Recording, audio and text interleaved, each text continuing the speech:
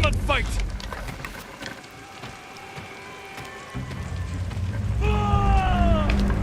Kolokchin Aktulno!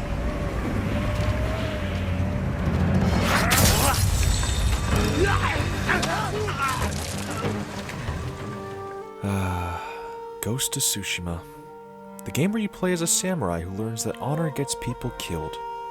Which is funny, because this game makes being honorable feel like you're on the greatest adrenaline high of all time, and you just want more. If you've somehow never heard of this game, the one so beloved that Japan made the developers honorary ambassadors of the real island of Tsushima, this is Ghost of Tsushima. An open-world action-adventure where you play as Jin Sakai, a samurai trying to save his home from a Mongol invasion. You ride horses through golden fields, you follow the wind instead of a minimap, you write haikus, you pet foxes. Yes, you can pet the foxes. And in between all that, you fight bandits and Mongols with a sword in the most cinematic way possible. But, narratively, the game is about something very different. It's about Jin realizing that the samurai code of honor, Bushido, is too rigid for the realities of war.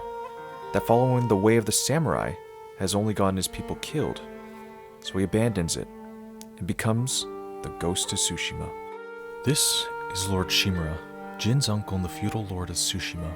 He represents Bushido. Face your enemies head on, no tricks, die with honor. And he's the most stubborn defender of the samurai code you will ever meet. This man doesn't just have a wooden stick up his ass, he's got the whole tree in there.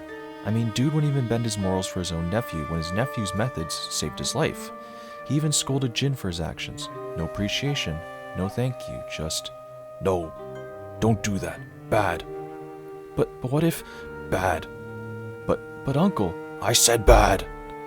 Historically, these ideas that Lord Shimura preserved line up with the historical texts like Bushido, the Soul of Japan, and Hagakure, where deception, stealth, and assassination were considered cowardly and were shunned by samurai of the time. On the other hand, we have Yuna, a thief that saves Jin's life at the beginning of the game, who tries to convince Jin that his samurai code will get him killed.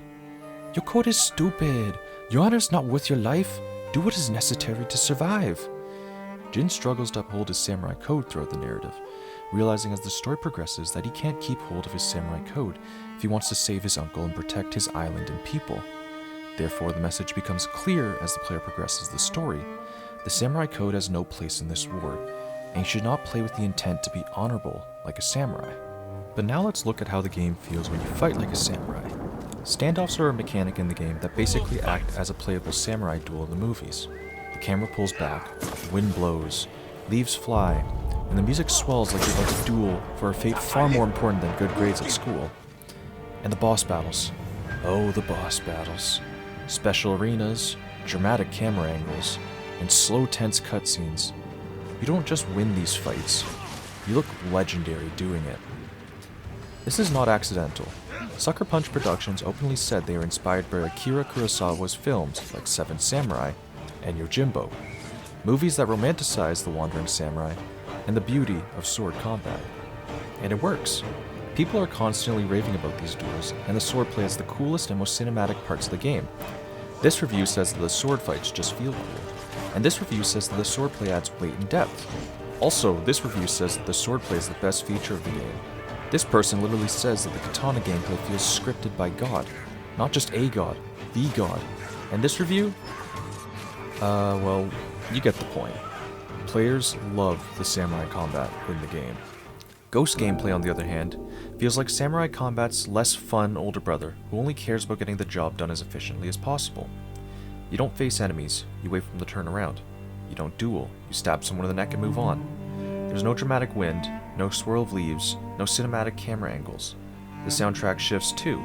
Instead of the swelling intensity you get in samurai gameplay, you get the somber restraint of stealth gameplay. It doesn't celebrate what you're doing, it sounds reflective, almost regretful, a fall from grace even. The animations also feel different.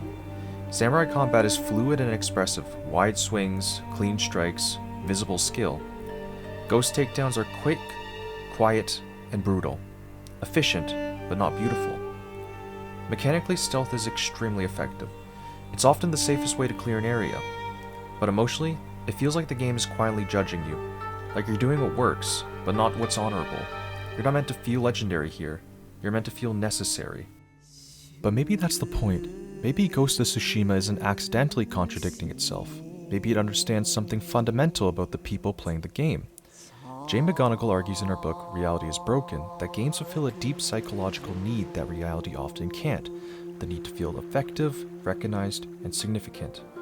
Games work because they give us clear goals, immediate feedback, and the sense that our actions matter, that we're not just surviving a situation, but shaping it.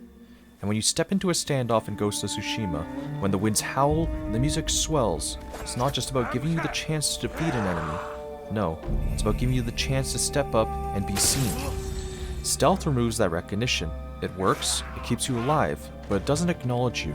You are necessary, and that's it. So while the narrative insists that Bushido is rigid and outdated, the mechanics refuse to let honor disappear entirely.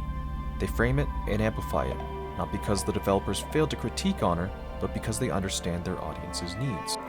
Ghost of Tsushima wants to deconstruct the samurai code of honor, but it can't stop itself from romanticizing it. It says Bushido is flawed, but it still makes you feel like an absolute legend when you follow it. And that contradiction might be the most interesting thing the game has to say, not about itself, but about the players. I'm not here to argue whether Ghost of Tsushima is a good game or not. In my honest opinion, it's fantastic.